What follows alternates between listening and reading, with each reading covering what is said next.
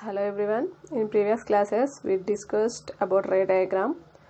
When we change the position of an object, the image position also changing. Means here we changed the position of an object on C and we placed the object between F and C. We placed the objects on F. We placed the objects beyond the C. So that time we will get image on the screen. So during the experiment, did you get any position where you could not get an image on the screen? Yes. If we place the object between pole and focus, that time we could not get an image on the screen. So why we are not getting image on the screen? Now we will discuss. So today we are drawing ray diagram for the situation when the object is placed between pole and focus. So when the object is placed between pole and focus, we will not get image on the screen. So then what type of images will form and how to draw the ray diagram, now we will discuss. See the picture. The candle object O is placed at a distance less than focal length of the mirror. Means here we place the object less than its focal length. So in this picture we can observe O. O is nothing but object. Means here we place the object between pole and focus.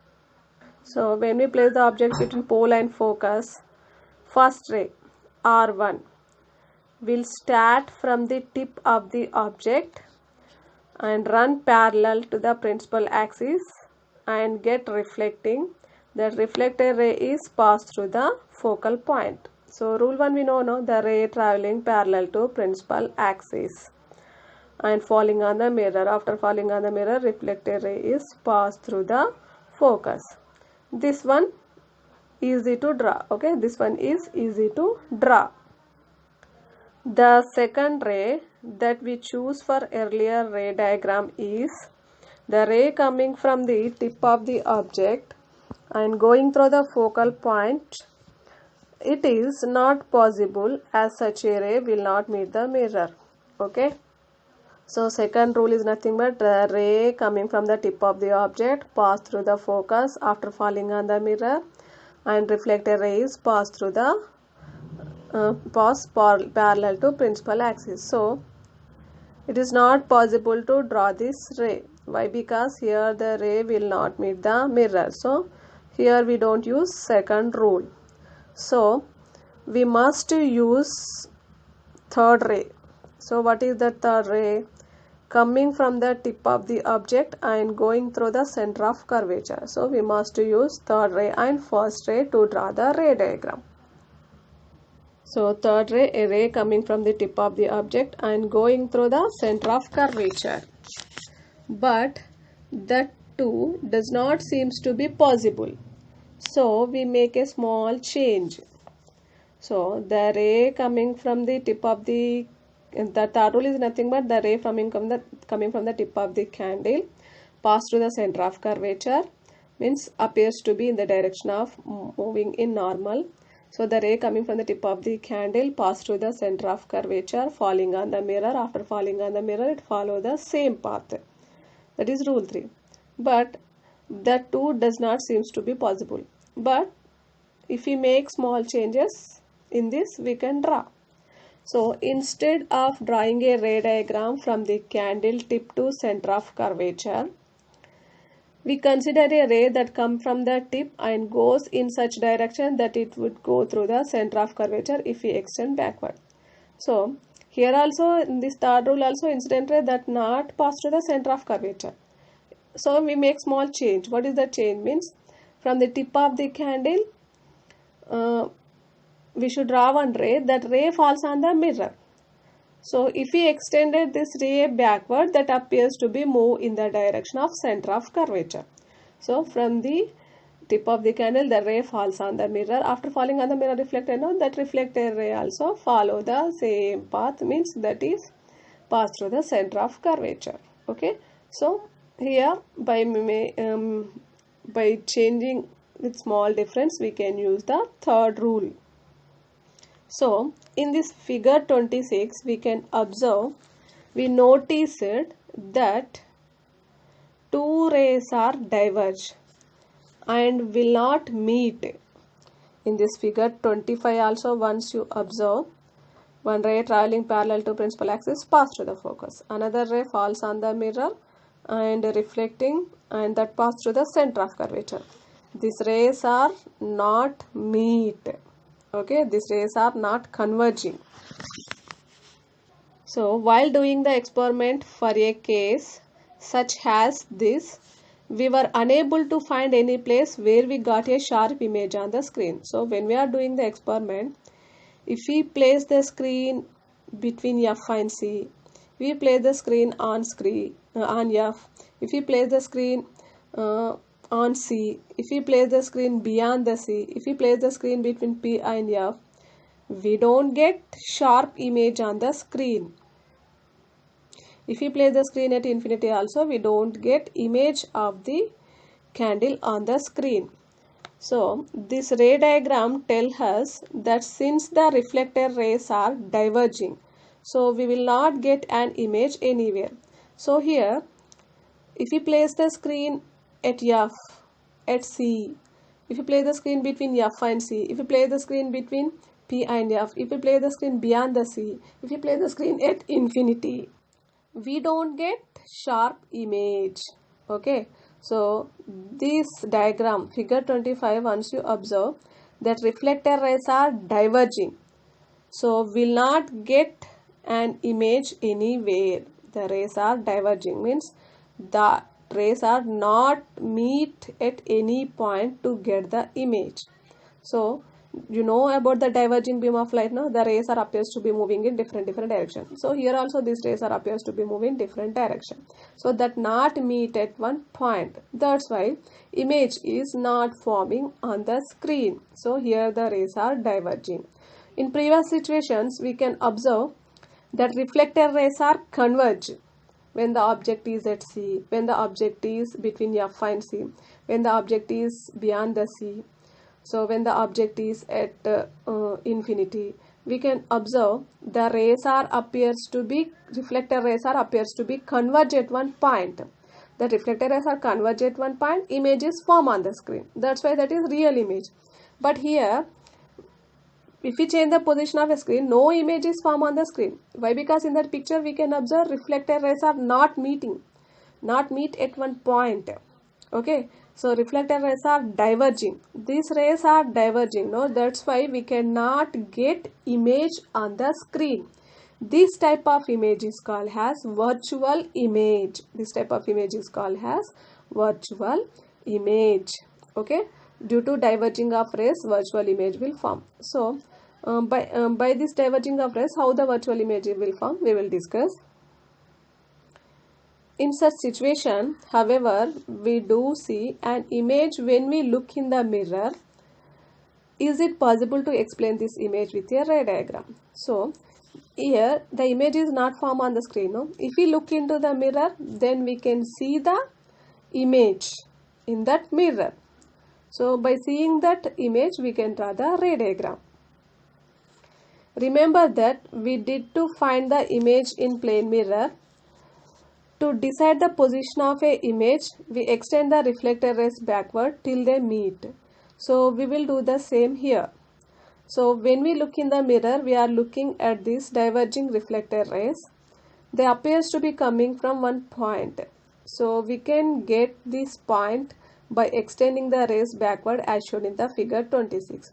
The image does not exist the way we saw in other cases, but it is visible to us. So here, to get the virtual image, what we should have to do, now we will discuss. Here the rays are not converging, the rays are diverging, that we observed in figure 25. So that's why we cannot get image on the screen. That's why it is a virtual image. So if you look into the mirror, we can observe the image. So in plane mirror, when the object is placed in front of a mirror, we can see the image. So we are feeling that the rays are coming from the image. Okay. So here in this, once you observe figure 26, first ray, what is that?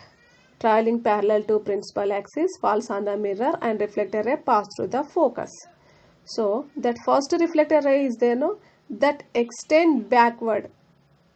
Okay, next rule 2 we are not using, rule 3 we are using by some small changes. Rule 3 means from the tip of the candle, ray falls on the mirror and a reflected ray is passed through the center of curvature. So that reflected ray also extend backward. So in this picture we can observe dotted line, no? So like that means reflected rays are, we are extending backward. So here these two reflected rays are converge at one point, no? At that point the image will form, means here the reflected rays are diverging. If we extend the reflected rays backward, that appears to be meet at one point. At that point the image is forming. That's why it is called as virtual image. Means virtual image, in the virtual image formation, reflected rays are not converging directly. If we extend the reflected rays backward, reflected rays are diverging in virtual image. If we extend the reflected rays backward, then that will converge. So this type of image is called as virtual image. So here the rays from the candle only falls on the mirror, no, and reflecting, we are reflected backward. So tip of the candle image will form at the point of intersection and the bottom of the candle image will form on the principal axis. Means it is erect image. Erect means straight image. How is the object? Like that only image will be straight image. Okay, so means the difference between virtual image and real image means in real image formation, rays, reflected rays directly converging, but in virtual image reflected rays are not converged, that are diverging. Okay, so if we extended this divergent rays backward, that appears to be converged at one point, that is called as virtual image. So virtual image is erect, straight. Real image is inverted. That is the difference between virtual image and real image. And virtual image is not formed on the screen. Real image is formed on the screen. So this virtual image formation we can observe in our daily life in plane mirrors also. So in the plane mirrors also we will feel that image is appears to be come from the mirror. Okay, but it is not coming from the mirror. The rays from the object falls on the mirror, reflecting outside only, outside of the mirror. If we extend the reflected rays backward, there the image will form. So we are feeling that the image is coming from the mirror, like that. So till now we discussed how to draw the ray diagram when we place the object at different places in front of a concave mirror, and when we place the object at different places in front of a concave mirror, the image also formed at different places. So for that we drawn ray diagrams. Okay. From the ray diagrams and the observations, you may have noticed some properties of a concave mirrors. They enlarge the image when the object is held close to the mirror. Means when the object close to mirror, means when we place the object at a distance of less than focal length, then the image is forming, that is enlarged image. Means if the object is placed between pole and focus, then the image formed, the image formed is enlarged image and virtual image. Okay, and also the image is erect. So this property is used at many places and most commonly in shaving mirrors and the mirrors used by dentist.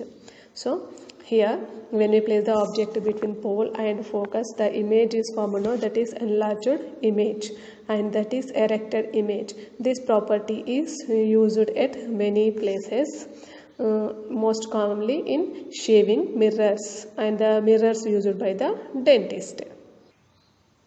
So these concave mirrors are used in shaving and shaving mirrors and used by the dentist and eye specialist, etc. And concave mirrors are used as reflectors in the headlights of a vehicles such as motorcycles and cars. So in the headlights of cars and vehicles, they will use these concave mirrors. And large concave mirrors can be used to concentrate the sunlight to produce the heat in a solar heating devices. So in solar heating devices, they will use the large concave mirror to concentrate the sunlight. And these concave mirrors are used in telescopes also. Another property is the way it can converge the rays to its focal point. So another property of this concave mirror is converge the rays at the focal point. This is extensively used in many places. Okay, so look at the shape of TV dish and antennas. So one more property of a concave mirror is that converge the sun rays at focal point.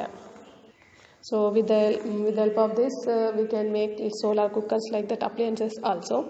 So if you look around, you will see many curved surfaces, but all surfaces are not concave. Many of these are convex. So if you see in our surroundings, we can observe so many curved surfaces, but all the surfaces are not concave. So in that, some are convex. Have you observed the rear view mirrors of a car? What type of surface do they have? Have you observed the images formed on the rear view and windows glasses of a car? What type of surfaces are these? So in our surroundings we can observe so many curved surfaces, but all the surfaces are not concave. In that, some of these are convex surfaces, means that reflecting surface is, all the curved surfaces reflecting surface is not bulged inwards. Some of the reflecting surfaces of a curved surfaces are bulged outward. Okay, so we can observe this type of bulged surface, reflecting surface is bulged outward in rear view mirrors of a vehicles. Okay, so and window glasses of a car also, on that also we can observe the reflecting surface of a glass is bulged outward. Okay, what type of surfaces that have this car windows and rear view mirrors, side mirrors of the vehicles, that surface is, mirror surface is bulged outward, means that is convex part. This convex mirror always gives an erect and small image. Convex mirrors are always gives erect and small image. So do you know the difference between the erect image and inverted image? So we discussed now the difference between the erect image and inverted image. So once again I will explain the difference between erected image and inverted image. Erect image means straight image will form. Inverted image means reverse image will form. Image will form reverse. Okay, erected images are virtual images and inverted images are real images. Already we discussed in previous classes also. This convex mirrors always gives an erect and small image, and the image distance will be smaller than the object distance. Hence, we prefer the convex mirrors as a rear view mirrors in the vehicles, as we have to observe the vehicles which are at the back side of our vehicle. So this the image formed by the convex mirror is always diminished, means small in size. Convex mirror always produces a virtual image, and convex mirror is act as a diverging mirror, and the size of the image is always smaller than the object. What is the difference between convex mirror and concave mirror? Concave mirror, the reflecting surface of a concave mirror is curves inward. In convex mirror, the reflecting surface of a convex mirror is bulged outward. Next, in concave mirror, the rays after the reflection seems to be converge at a point. The rays after the reflection seems to be converge at a point on the principal axis of a concave mirror. In convex mirror, the rays after the reflection seems to be diverge from a point on the other side of convex mirror. Concave mirror has positive curvature and convex mirror has negative curvature. Concave produces real and inverted image except when the object is placed between focus and pole. Convex mirror always produces erect image. Next, in concave mirror, the image formed by a concave mirror may be enlarged or diminished according to the position of a object. The image formed by a convex mirror is always diminished. And the difference between real image and virtual image, now we will discuss. If the reflected rays intersect, the point of intersection is the real image. If the rays diverge after the reflection, a virtual image is formed at a point where the rays seems to be diverge. Next, real image can be caught on screen. Virtual image cannot caught on screen. Real image may be enlarged or diminished, and virtual image is always enlarged. Real image is always inverted. Virtual image is always erected. Real image is formed on the side of the mirror where the object is kept. Virtual image seems to be formed on the other side of the mirror.